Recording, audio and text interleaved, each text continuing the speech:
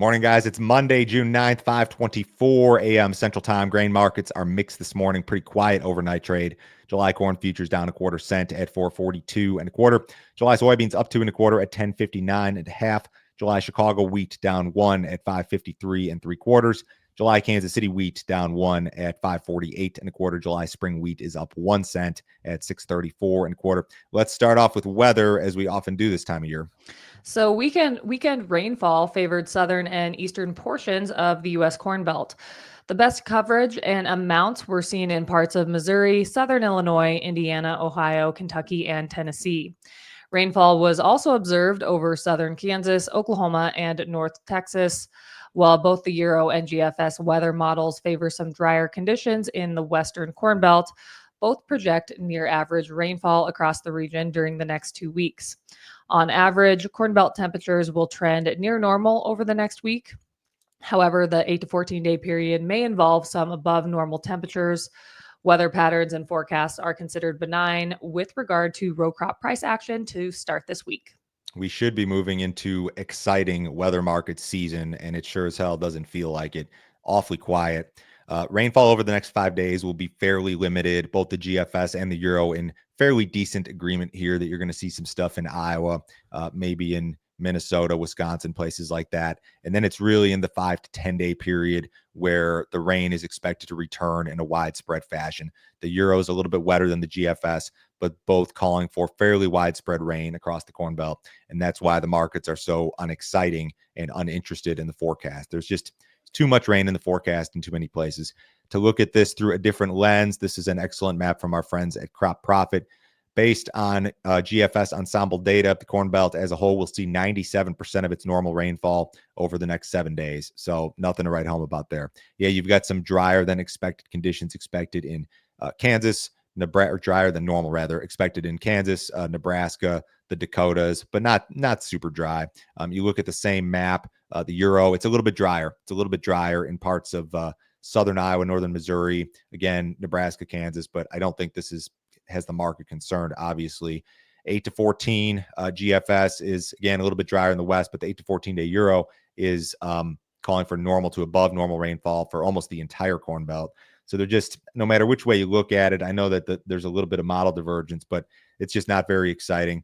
The one thing that is of note this morning that I found interesting, temperatures during the 8 to 14 day period are going to be above normal. The way that the forecast looks this morning, GFS ensemble data would indicate that during the 8 to 14 day period, we're going to be like 4.5 degrees above normal. The same map for the Euro says 2.8 degrees above normal. But I was looking at the actual temperature forecasts, and you're talking like mid to maybe upper 80s in some areas of the Corn Belt, which is not disastrous when you're talking mid-June. I mean, that's not outside. It's outside of normal based on the metrics, but yeah, it's the summer. It's going to get hot. There's just nothing here to get the marketplace excited. You look at corn futures this morning.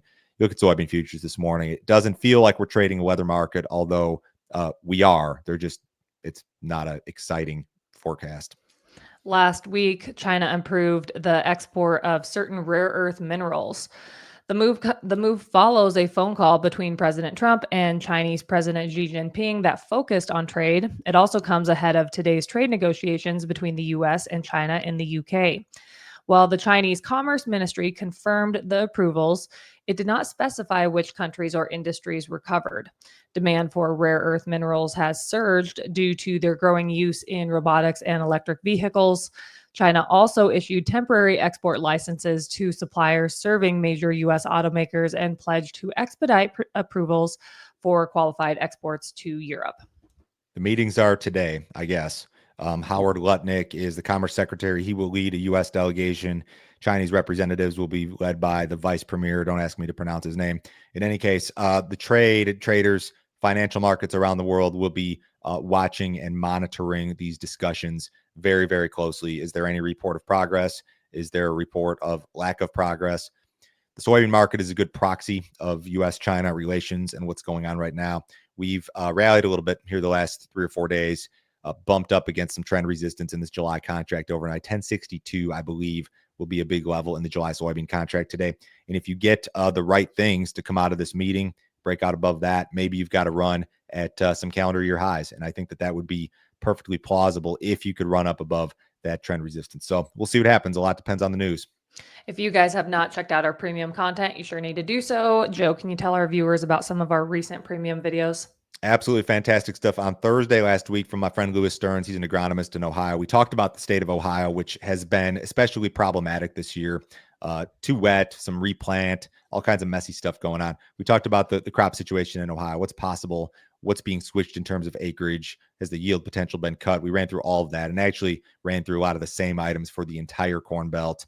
Pete was on yesterday doing Sunday weather. We're going to have Sunday weather videos at 6 p.m. Central Time, an hour before the grain markets open on Sunday from now through the second or third week in July, weather and markets, depending, of course. But this is like prime time U.S. weather market season. And especially as it relates to the corn market, guys, the U.S. growing season is the most important growing season on the planet. So that's why we talk about U.S. weather so much this time of year. And we do an extra weather video every week here for another 6 weeks or so. If you guys want to see the premium stuff, go to standardgrain.com. You can sign up this morning.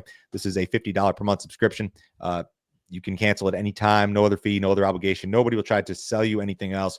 Just a ton of info direct from us every single business day.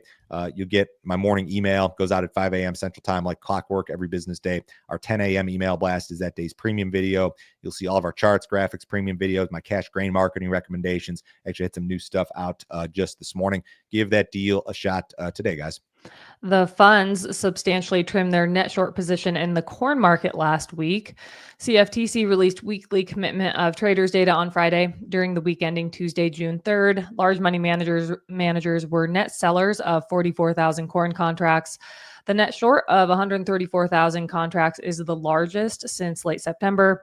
The funds were also net sellers of 26,000 soybean contracts and 1,000 contracts of SRW wheat on the week. Yeah, so the corn position is it's not hugely substantial to the short side, but it's trending in that direction. Funds are still long soybeans, which is interesting considering the trade war and the conflict, but maybe the funds are looking at the balance sheets and saying, you know what, this thing's going to tighten up a little bit. One thing that we don't have mentioned here is the fund position in the spring wheat market, which has shifted drastically. The funds were record net short spring wheat 2 weeks ago, 34,000 contracts, and they've covered 14,000 contracts worth of that net short over 2 weeks. They're now short about 20,000, and you've seen a fairly sharp rally in the spring wheat market because of that. That may be the most interesting thing going on right now in terms of the fund positioning.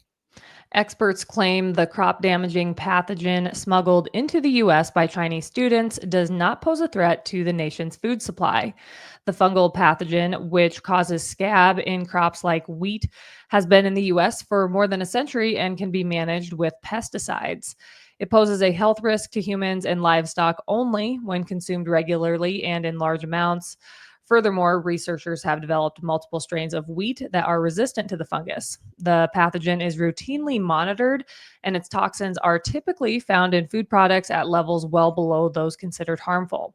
With that being said, the fungus is still a major agricultural concern, contributing to billions of dollars in global crop losses each year. I kind of figured when I saw this, it was a non-story. People wanted to make it a story. I don't think it's a story, though. The Chinese government says they weren't involved. Doesn't seem like the regulators here in the U.S. are overly concerned. So I don't know. See, if it changes, we'll cover it again. But I hope that's the last we hear about that. Missouri officials are investigating a recent press release that falsely claimed New World screwworm was detected in the state. The release, which was sent to a Northwest Missouri radio station on May 27th, triggered a sharp decline in cattle futures that same day. State authorities are now working to determine whether the release was a deliberate attempt to manipulate the markets. In addition to the state investigation, cattle industry group RCAF has also urged the CFTC to launch an investigation. Earlier in May, the USDA had indefinitely suspended imports of Mexican feeder cattle due to the continued spread of the pest. The U.S. cattle herd has been free of New World screwworm since 1966. I don't want to throw any stones here, but it sounds like, based on what you just said, whoever at that radio station decided to go public with this is the one that screwed up. Yep, that was a bad decision on their part. They should have checked into I didn't that a know little I bit didn't know more. that piece of the story, but Yep. so you're a radio station and you're people listen to what you say Yep. and you go on air with that without verifying. Uh-huh. And I don't know. I mean, like we said, some of this the fake stuff out there is getting so good now, it's difficult to detect. You would think like it would have come in from like a fake email address, or I don't know.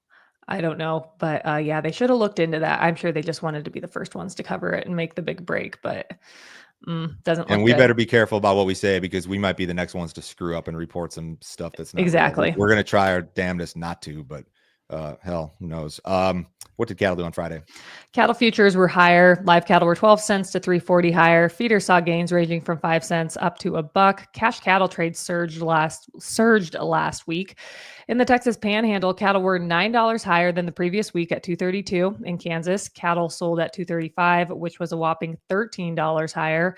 Up here in Nebraska, cattle were $7 higher at 242 to 244, and then over in the Western Corn Belt, cattle were as much as $10 higher at 240. Look at these cattle charts. That's what you call a bull market right there. Outside markets on Monday, pretty quiet. The Dow's up 30 points. S&P's up 3. Treasury's up just a little bit. U.S. dollars off slightly. Crude oil is up 26 cents in the July WTI at 64.84. Have a great day, guys. We'll be back Tuesday